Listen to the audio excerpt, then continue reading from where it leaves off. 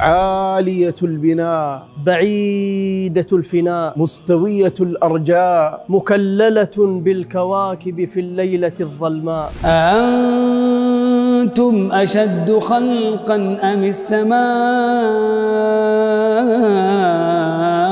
بناها رفع سمكها فسواها وأغطش ليلها وأخرج ضحاها بناها ولم يدرك منتهاها. قال الله سبحانه وتعالى والسماء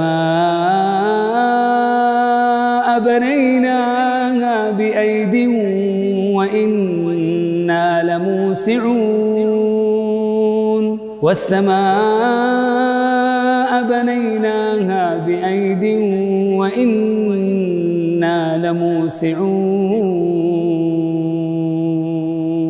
اتساع يذهل العقول وتنقطع الأنفاس المتأملة فيه من العجب، وهي مع اتساعها العظيم مزدحمة ورب الكعبة ما فيها موضع شبر إلا وفيه ملك راكع أو ساجد. قال النبي صلى الله عليه وسلم إني أرى ما لا ترون وأسمع ما لا تسمعون. أطت السماء وحق لها أن تئط، ما فيها موضع 4 أصابع إلا وملك واضع جبهته ساجدا لله تعالى. والله لو تعلمون ما أعلم لضحكتم قليلا ولبكيتم كثيرا ولما تلذذتم بالنساء على الفرش ولخرجتم إلى الصعودات تجأرون إلى الله. لا يرفع سقف بلا عمد، لكن الله رفع السماوات بغير عمد ترونها.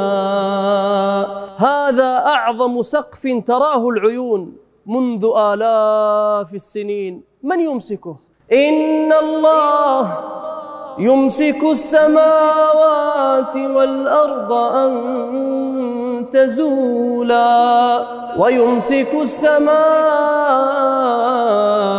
أن تقع على الأرض إلا بإذنه. وهذا أعرابي بسيط يجتث شبه الملاحدة من جذورها. لما قيل له كيف عرفت الله؟ قال الأثر يدل على المسير والبعرة تدل على البعير، فسماء ذات أبراج وأرض ذات فجاج ألا تدل على العليم الخبير. ذرات هذا الكون المتناهية في الصغر تدل على عظمة الله وتسوق القلوب إلى معرفة الله، فكيف بسماواته وأجرامه وأفلاكه ومجراته ونجومه.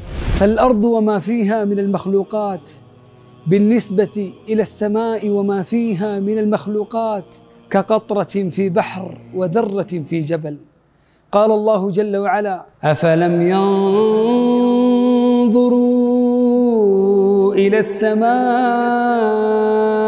فوقهم كيف بنيناها أفلم ينظروا إلى السماء فوقهم كيف بنيناها وزيناها وما لها من فروج.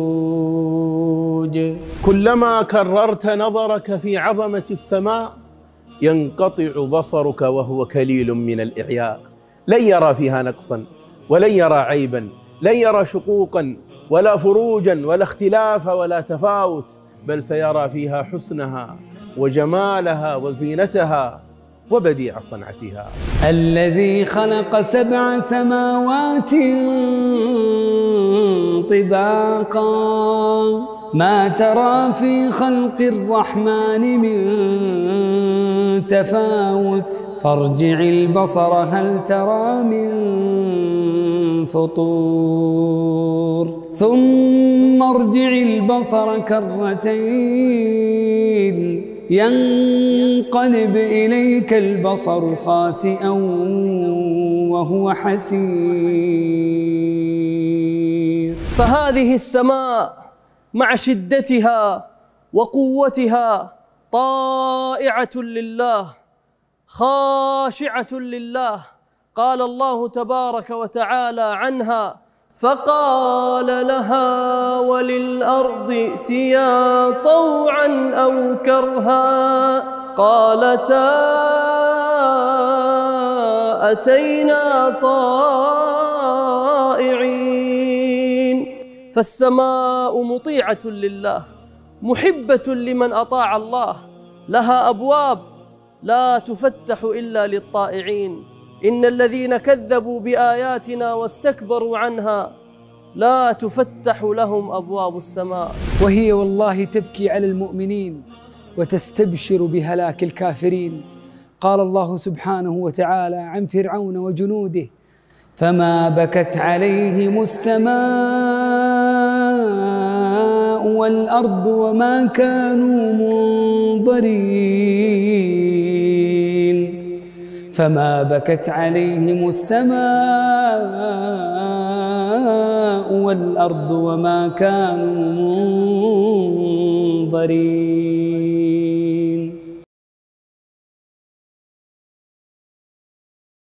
تبارك الذي نزل الفرقان على عبده ليكون للعالمين نذيرا.